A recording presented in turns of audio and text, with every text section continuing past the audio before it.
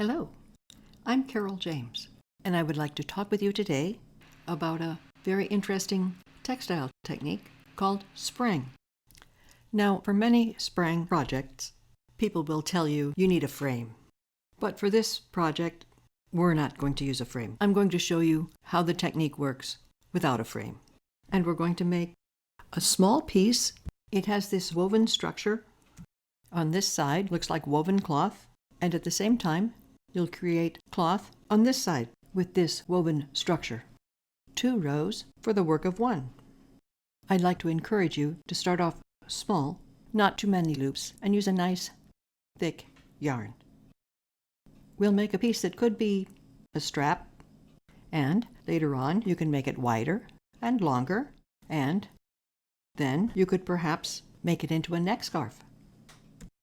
But that's jumping ahead. Let's start at the beginning. What you need is a set of threads, and you need to know how to set up those threads. This is called warping. Many weavers have equipment to help them set up their warp. Warping mills, or other people have what's called warping pegs. And these you will attach to a table with some clamps. But you don't need these things. You don't need those at all. If you don't have them, don't worry about it, because I think you do have something that will work just fine for the setup. You probably have a chair, and what you're going to do is you turn the chair upside down, and then you can use these 2 legs as your warping pegs, and that'll work just fine. These are the things you'll need for this project. I've got a nice thick yarn, and I have some contrasting color yarn for safety strings. I've got some tape that will come in handy, and I have 2 sticks. These are chopsticks, could be pencils or popsicle sticks or short dowels, and you'll need some scissors. I'm going to wind the yarn between these 2 pegs. These pegs will hold the loop ends of the yarn when it's set up.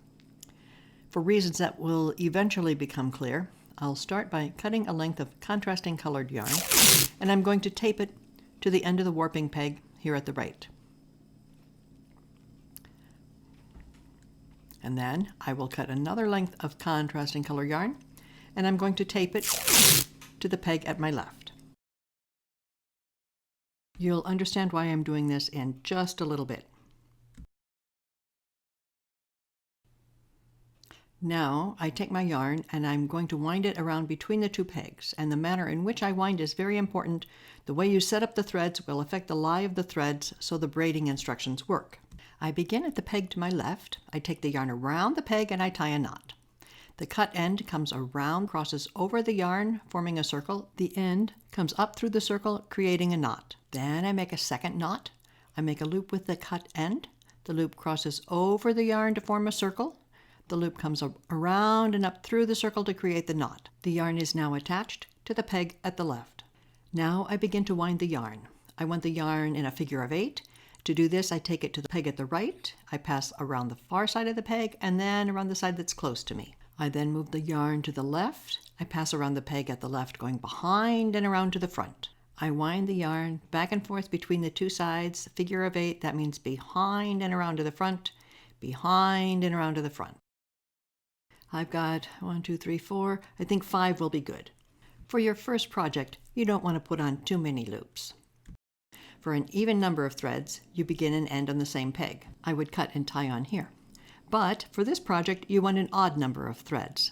So I'll come over to the right peg and I'm going to cut here. I tie a knot around the peg at the right. I bring the yarn around, crossing over itself to form a circle, and the cut end comes through the hole in the circle. For the second part of the knot, I make a loop with the cut end.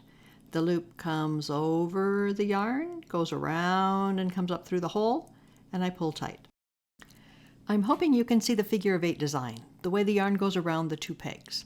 What might be a bit unclear is the position of the thread with the knots. I'm telling you the starting knot belongs with the near threads, and the knot at the end of the warp belongs with the far threads.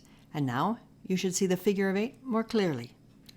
To be sure that these threads stay in order, I'm going to cut yet 1 more safety string, and I'm going to tie this string around these threads, the near threads at the left-hand side, to make sure things stay clear with a figure of 8. Now I go back to those safety strings that I put on the pegs. I'm removing the tape around the peg on the right, and I'm going to find the two ends of the safety string, and I'm going to tie these two safety string ends together.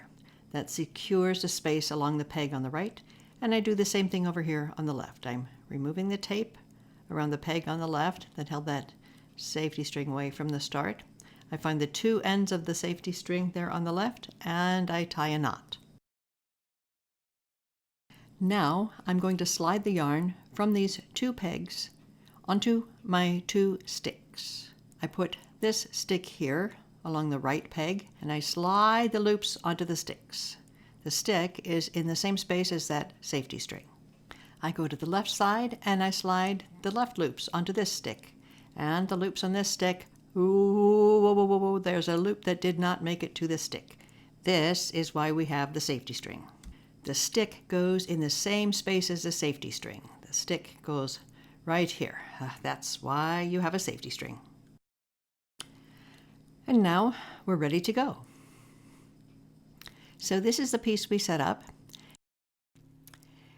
These are the loops from the right-hand peg, and I want to fix them to the table. I take a piece of tape and I tape both sides to the table. The other end, what was on the left warping peg, these loops, lest they slide off, I'm going to also tape them. I tape them to the stick lest they slide off. Nice and secure here. This loop, this was the safety string that I put in the figure of 8 at the left, and it should hold my cross. I'm going to move the camera so you can see that cross better. You need to check the cross carefully and make sure everything is in order. Let's see. We start with the first thread, the thread that's farthest to the right. Yes, this thread here is good. Up, down, and something not quite right. Let me jiggle this around. That looks better. This is what the cross should look like. An orderly arrangement of the threads all in order. Up, down, up, down, up, down. Yes. Now I'm ready to start working, but this knot, this thread here kind of bothers me. So I'm just going to put that, out of the way. I'm going to have a piece of tape here, and I'm going to tape that thread and the green safety string. I'm just going to tape them up there, keep them out of trouble. Now a quick definition of terms. These threads here in my hand are front threads, and these threads down here, these are back threads. I'm holding 6 front threads in my left hand, and there's 5 back threads. And I'm going to move these threads one by one from my left to my right hand. This is the number 1 thread, a front thread, but I'm going to start with the number 2 thread. I'm going to use my index and thumb, my right hand. The index and thumb are going to take that number 2 thread and pick it up. And now the front thread from the left hand is a back thread in the right hand. The right hand will pick up a thread from the back, and then the right hand will take a front thread and move it to the back.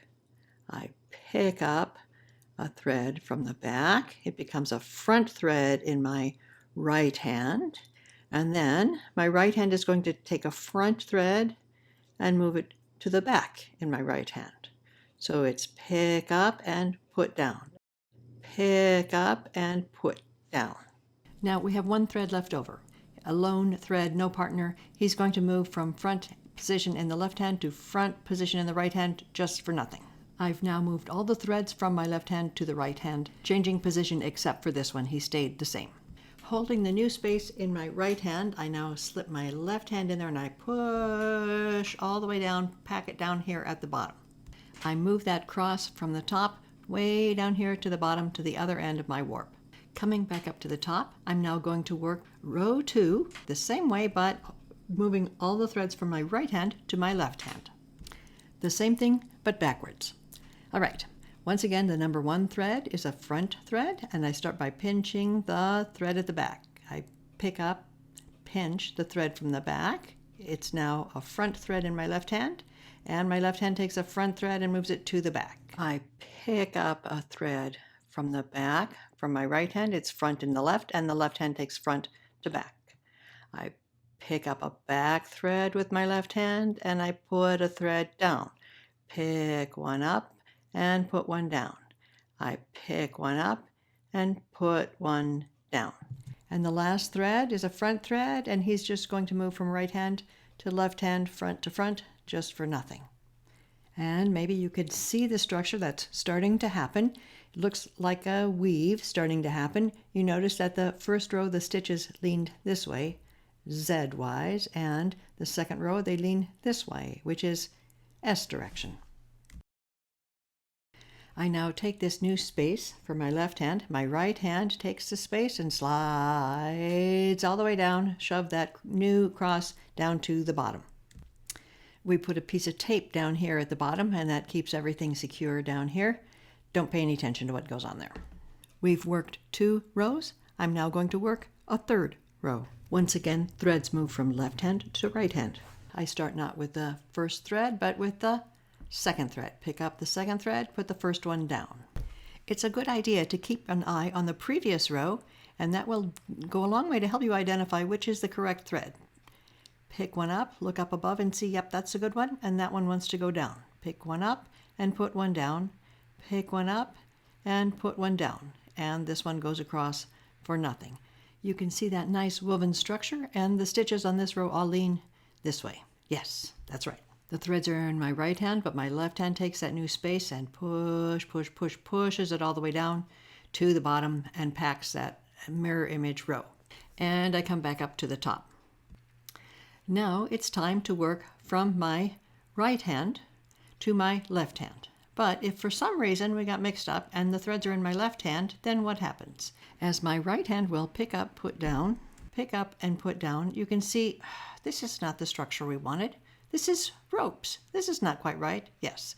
The deal is we're working from the wrong hand. You need to hold the threads on this row in your right hand and move the threads one by one to your left hand. Pick up and put down, pick up and put down. And if you keep your eyes up above, you see, yes, we are making the structure we want. Pick up, put down, it is this weave structure that we want. Exactly. Now my right hand comes back and takes that space, the new shed, and pushes it all the way down to the bottom and packs that new row, that mirror image row, the tangle at the bottom. Now we are getting stuff happening at the bottom. I want you to see the structure that we're having at the bottom. It's that same weave structure from the top that we have here at the bottom. Now maybe I need to adjust a string or two. Snug, tug on these just a little bit to even things up. We've got exactly the mirror image of what we have at the top. I'm wanting to fiddle a bit and need to secure the shed. I take another length of green yarn, I tie it to form a loop.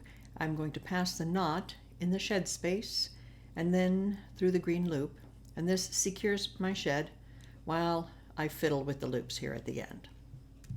Let's see here. I think I can straighten things out. This knot, this loop, this knot's a bit tangled, not in the right place. And this loop, let's see, move that one over just a little bit there. Yeah, that's looking better. There we go. That's a much better cross at that end. There we go. That looks better. And now, maybe it's easier to see, we've got pretty much exactly the same thing, mirror image, reverse bit of cloth on this side, the same thing, that weave structure as what we've got on the other side. You need to be sure that each stitch happens completely. Here I go, pick up, put down, pick up, put down, pick up, put down. If one stitch pick up and the put down doesn't quite happen, it just goes across this way, then pick up, put down. At the end of the row, I'm hoping you will look back across the row and you might think, something looks a little odd there. And if when you work the next row you haven't corrected, then this doesn't work out right. There's something not quite right. What happened is that stitch right here, this up down didn't quite happen.